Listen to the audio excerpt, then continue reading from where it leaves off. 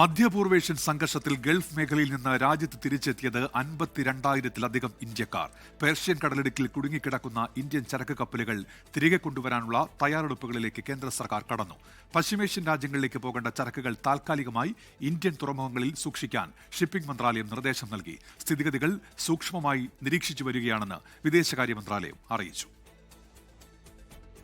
മധ്യപൂർവേഷ്യൻ സംഘർഷത്തിന്റെ പശ്ചാത്തലത്തിൽ ഗൾഫ് മേഖലകളിൽ നിന്ന് ഈ മാസം 1 മുതൽ 52,000-ത്തിലധികം പേർ രാജ്യത്ത് മടങ്ങിയെത്തിയെന്നാണ് വിദേശകാര്യ മന്ത്രാലയം അറിയിച്ചത്.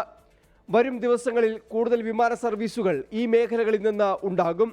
ഗൾഫ് മേഖലയിൽ എല്ലാ ഇന്ത്യൻ പൗരന്മാരും എംബസി നൽകുന്ന നിർദ്ദേശങ്ങൾ പാലിക്കണമെന്നും വിദേശകാര്യ മന്ത്രാലയം അറിയിച്ചു.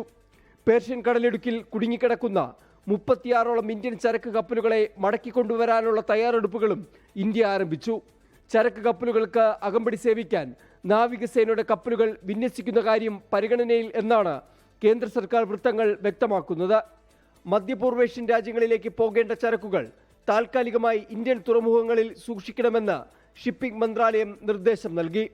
ഗൾഫ് മേഖലയിൽ നിന്ന് തിരിച്ചുവരുന്ന കപ്പലുകൾക്ക് തുറമുഖങ്ങൾ സൗകര്യമൊരുക്കണമെന്നും നിർദ്ദേശമുണ്ട്. അതിനിടെ കൊച്ചിയിൽ ദക്ഷിണ നാവിക കമാൻഡ് ആസ്ഥാനത്തിന്റെ സുരക്ഷ വർദ്ധിപ്പിച്ചു. നാവികസേന പെട്രോളിംഗ് ശക്തമാക്കി. കൊച്ചി തുറമുഖത്ത് ഇറാന്റെ യുദ്ധക്കപ്പലിന് ഇന്ത്യ അഭയം നൽകിയതിന് പിന്നാലെയാണ് സുരക്ഷ വർദ്ധിപ്പിച്ചത്. 24 ഡൽഹി.